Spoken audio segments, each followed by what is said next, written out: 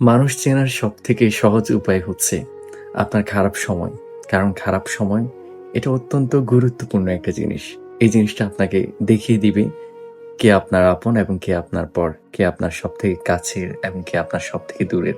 আপনি দেখবেন অনেক মানুষ আছে আপনাকে মুখে বলে ভালোবাসি এবং আপনার জন্য অনেক তাদের ভালোবাসা দেখায়। কিন্তু আপনি যখন বিপদে পড়বেন দেখবেন সর্বপ্রথম সেই মানুষ সে আপনার থেকে দূরে সরে গেছে। সেই মানুষ সে আপনাকে ত্যাগ করেছে। আপনার পকেটে যখন টাকা থাকবে না, অথবা আপনার যখন চাকরি থাকবে না, অথবা আপনার কাছে যখন অর্থ সম্পদ কোনো কিছু থাকবে না, আপনার যেদিন খারাপ সময় আসবে, আপনার যখন খারাপ দিন আসবে, ঠিক তখন দেখবেন আপনার সবথেকে কাছের মানুষরা আপনাকে আগে ছেড়ে চলে গেছে।